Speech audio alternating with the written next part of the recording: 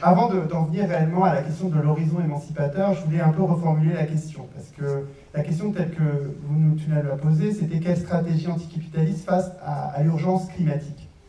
Et en tant qu'écologue, j'ai toujours un peu de doute quand on commence à mettre en avant l'urgence climatique et à la dissocier des autres crises écologiques. Je vais expliquer rapidement pourquoi. Et je pense que c'est important à chaque fois qu'on essaye de voir les choses dans leur globalité, parce que le monde capitaliste et les néolibéraux sont extrêmement forts pour saucissonner les problèmes, essayer de trouver des solutions à un élément du problème sans regarder les autres, en fait. Et je rappelle donc dans le livre, parce que c'est le premier chapitre, que la crise écologique, elle est multidimensionnelle. D'abord, il y a évidemment la crise climatique, je ne vais pas revenir dessus, parce que je pense que les uns et les autres, vous êtes tous et toutes au courant. Mais il faut quand même rappeler qu'il y a la 6e extinction des espèces. Et en réalité, c'est presque aussi vertigineux que la crise climatique, puisqu'on est en train de voir une extinction d'espèces qui va plus vite et qui est plus massive que l'extinction qui a prévalu lors de l'extinction des grands dinosaures. Bon. Ça, c'est quelque chose souvent qui est moins médiatisé déjà. Ça commence, mais ça l'est moins. Et j'en parle aujourd'hui aussi, puisqu'on a la colère des agriculteurs, et qu'en France, si on regarde l'extinction des espèces, c'est les oiseaux, c'est les insectes, c'est massif, hein, les écologues l'ont bien montré maintenant, et c'est dû aux pesticides. Donc ça a aussi des effets, les pesticides, sur le climat, mais on voit bien que c'est un autre élément de la crise climatique. Il y a un autre élément très important, c'est la pollution globale. Et là, j'étais rapporteur pour l'Assemblée nationale sur un sujet qui est le retraitement et le stockage des déchets nucléaires. Je peux vous jurer que c'est un truc de malade, cette affaire. Hein. Pourquoi donc les pollutions des radionucléotides, c'est pas une petite affaire. Donc La Hague, c'est quand même l'endroit dans le monde où il y a le plus de matière radioactive. Bon. Alors pourquoi je vous dis ça? Parce qu'évidemment, si on saucissonne les problèmes, on peut très rapidement dire, finalement, il y a peut-être une solution au sein du capitalisme pour sortir de la crise climatique, c'est le nucléaire, et on transforme toutes les voitures à essence en voitures électriques. Et on peut se faire avoir par ce discours. Voilà. Donc je pense qu'il faut qu'on soit extrêmement méfiant et qu'on arrive à prendre l'ensemble des éléments de la crise écologique dans leur ensemble et qu'on arrive à avoir une réponse globale. Alors j'avais déjà vu ça, juste dernier point là-dessus, il y a quelques années, quand on avait, à une époque, pour gérer la crise climatique, la mode c'était de planter des arbres, et notamment, j'ai vu un projet passer, ils voulaient le financer, de planter des arbres au Kazakhstan, des eucalyptus, voilà, pour stocker le carbone. Alors moi, en tant qu'écophysiologiste, je dis, écoutez, ça complot cette affaire. Enfin, et l'eau, elle va venir d'où? Ah, c'est pas un problème, on va construire des canaux et il y a de l'eau qui va venir. Voilà. Ils n'avaient pas pensé la ressource hydrique en même temps qu'ils pensaient le stockage de carbone. Bon. Donc ça, je pense que je voulais commencer par ça parce que je pense que c'est éminemment important. Deuxième chose, c'est quelle est la solution? Moi, dans mon livre, ce que j'essaie de démontrer, mais je pense qu'il faudrait qu'on y passe plus de temps les uns et les autres, collectivement, c'est qu'il n'y a pas de solution possible à la crise écologique dans sa totalité au sein du capitalisme. Bon. Et qu'il faut absolument opérer une quadruple déprédation. Alors, première prédation, c'est la prédation du capital sur le travail. Ça, c'est la vieille prédation que Marx avait bien analysée, sur laquelle je pourrais revenir. La seconde, qui est plus récente, qu'on a analysée de façon plus récente, c'est la prédation du capital sur la nature. Mais il y a deux autres prédations qui croisent ces deux-là et qui ont aussi une importance, à mon avis, forte. C'est la prédation des hommes sur les femmes et le patriarcat, parce que les valeurs patriarcales sont liées à la société de consommation. Enfin, tout ça circule, à la violence, tout ça circule. Et la dernière type de prédation, c'est les prédations coloniales, de l'Occident, pour faire simple, vis-à-vis des pays colonisés. Bon. Et je pense qu'on ne résoudra pas la crise écologique sans travailler ces quatre prédations en même temps, et de front. Alors ça paraît évidemment complexe, mais c'est une logique anticapitaliste globale, en fait, que je décris là. Alors, juste pour expliquer pourquoi la prédation principale entre le capital et la nature, pourquoi je pense qu'elle est incommensurable. Enfin, on ne peut pas résoudre la crise climatique sans sortir du capitalisme. Bon. Ce qu'il faut bien comprendre, c'est que le capitalisme ne peut faire du profit que quand circule le cycle argent, marchandise, argent. Il n'y a pas de profit, il n'y a pas de plus-value, et donc il n'y a ensuite pas de profit, donc il n'y a pas accumulation du capital si ça ne circule pas. Bon. Et si ça ne circule pas de plus en plus vite, en fait, à cause de la baisse tendancielle du taux de profit et d'autres problèmes propres au régime capitaliste, en réalité, le capitaliste, il perd de l'argent. Bon.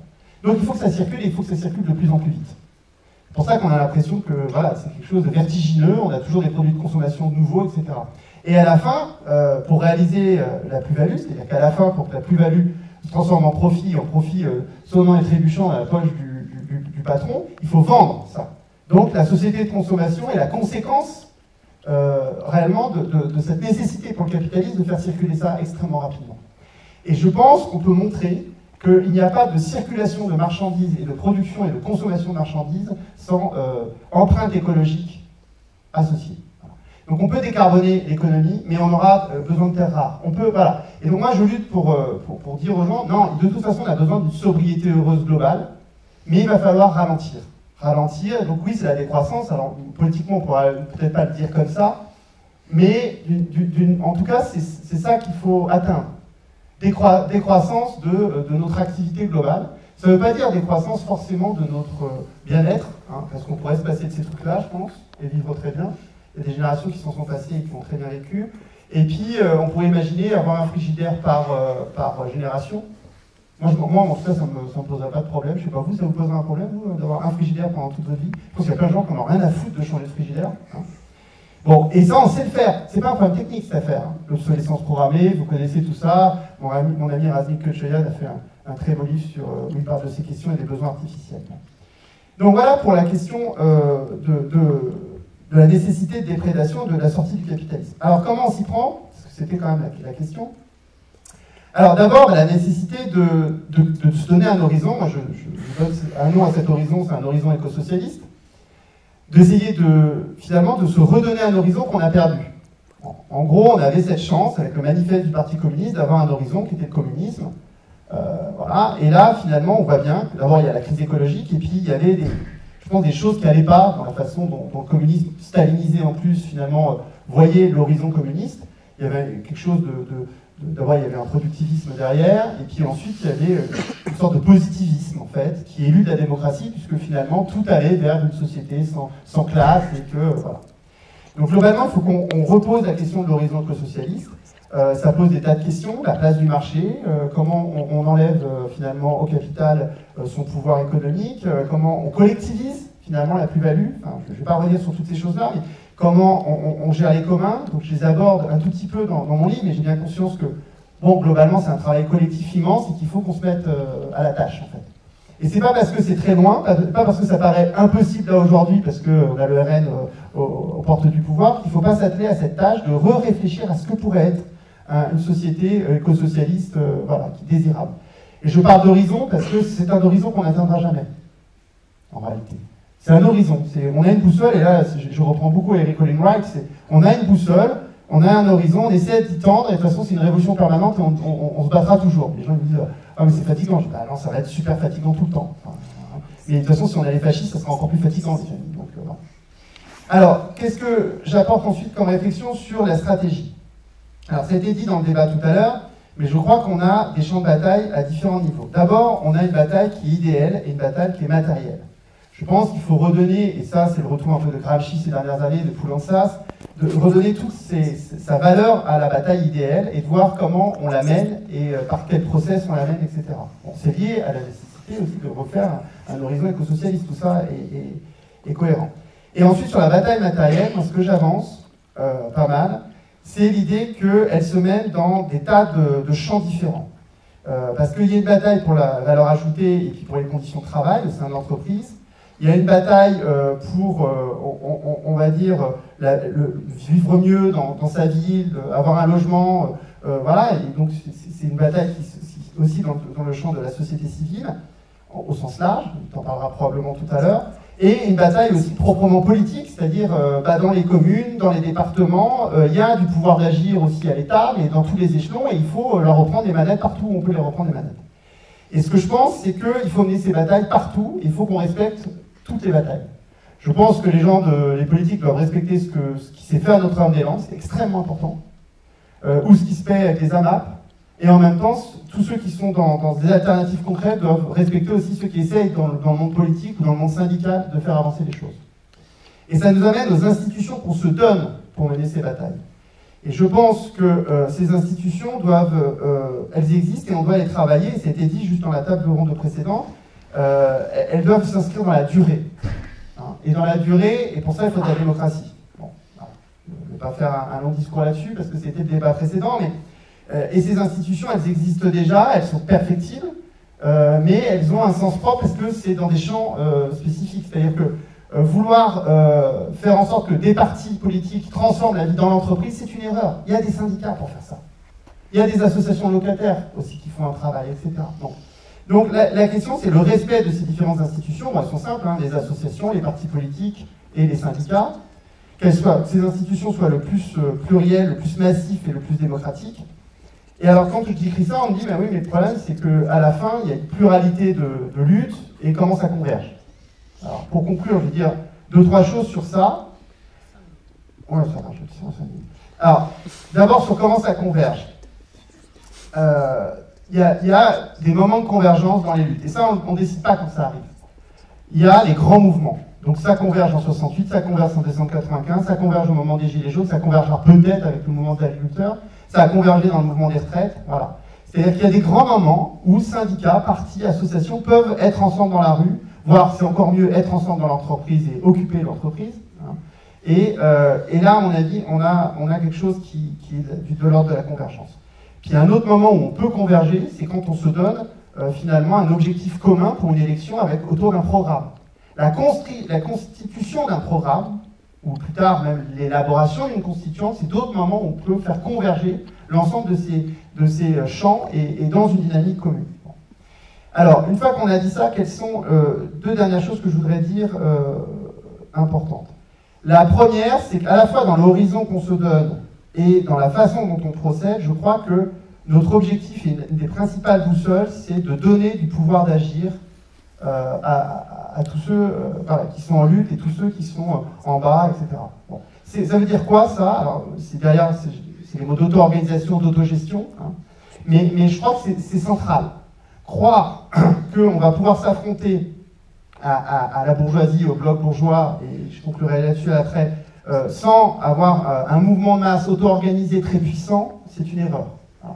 Et puis parce que dans notre société future, y compris dans la gestion des communs, j'en parle dans le livre, moi, je crois beaucoup quand même au fait qu'il y aura des communs qui seront gérés localement, qui seront gérés par des collectifs auto-organisés, et que tout se ne gérera pas de Paris sous forme jacobine avec un service public unifié géré d'en haut. Voilà, et je crois que ça, c'est un débat qu'on doit avoir. Bon, c'est le socialisme autogestionnaire versus le socialisme étatique, hein, c'est un vieux débat, c'est pas nouveau, mais moi, en tout cas, le pari, il est plutôt du côté du socialisme autogestionnaire, enfin, de l'éco-socialisme autogestionnaire. Alors, ça, c'est le premier élément que je voulais dire qui est important. Et enfin, puisque je voulais conclure quand même là-dessus, donc on fête la mort de Lénine, et donc je voulais conclure sur le principal verrou qu'on a quand même en face de nous. Et qu'on soit lucide sur le principal verrou qu'on a en face de nous. Parfois, moi, les gens me disent, oui, mais les gens sont cons, les gens sont pas assez écolos, la conscience n'est pas assez élevée. Moi, je pense que c'est pas ça le problème. Très sincèrement, la bataille idéologique, sur plein d'aspects, on a commencé à bien la gagner. Bon, il y a des petits points on n'est pas bon. Sur l'immigration et la sécurité, on l'a perdu, là, clairement. C'est la merde. Mais sur d'autres choses, on a avancé. Sur la conscience anticapitaliste, même si elle n'est pas majoritaire, elle a progressé dans la société ces 20 dernières années, du fait des luttes, du fait de tout le travail des uns et des autres. Non, le principal verrou à un moment donné, c'est que le bloc bourgeois contrôle le pouvoir économique, le pouvoir politique et le pouvoir médiatique. Voilà. Et donc, là où Lénine avait parfaitement raison, dans l'État et la Révolution et dans sa réflexion tactique, c'est qu'à un moment donné, il va falloir s'affronter au bloc bourgeois et lui prendre les manettes. Hein. D'où l'importance, à un moment donné, de gagner des victoires électorales. Et ensuite, si on gagne, en 2027, en 2032, j'en sais rien, une grande victoire à l'échelle d'une élection générale, d'être lucide sur la réaction du bloc bourgeois. C'est la lucidité, moi j'en parle dans mon livre, qui a manqué à Tsipras, évidemment, mais c'est aussi une certaine forme de lucidité qui a manqué à Lénine. Hein. Faut se replacer dans les débats qu'ils ont eus à l'époque. C'est-à-dire que si on arrive au pouvoir, ils voudront notre peau. Voilà. Bon, peut-être qu'ils auront notre peau avant qu'on arrive au pouvoir aussi. Ça, c'est une autre hypothèse maintenant qui est sur la table. Mais globalement, il faut qu'on soit lucide au niveau d'affrontement qu'il va falloir avoir. Et pour qu'on ait ce niveau d'affrontement, et pour qu'on soit prêt à ce niveau d'affrontement, il faut retravailler la conscience de classe très forte et la confiance en nous, on peut se réapproprier ça. Et je crois que c'est le dernier verrou que je peux mentionner, il y en aura plein d'autres, hein. Par rapport à la bataille des retraites, ce qui nous a manqué, c'est l'occupation des usines et la grève générale, très clairement. Les manifestations, c'est bien, tout ça, c'est bien, mais la délégation de la grève, c'est un échec. Il fallait que tous et toutes, on ait confiance dans le fait que, parce qu'on travaille, on les enrichit, par exemple. Et ça, cette conscience, on l'a complètement perdue. Donc je pense que voilà, c'est là où moi, je reste assez léniniste sur le truc, et à un moment donné, il va falloir se les faire. Bon, je m'en fous. Voilà. Je te laisse... alors, je ne sais pas lequel je suis.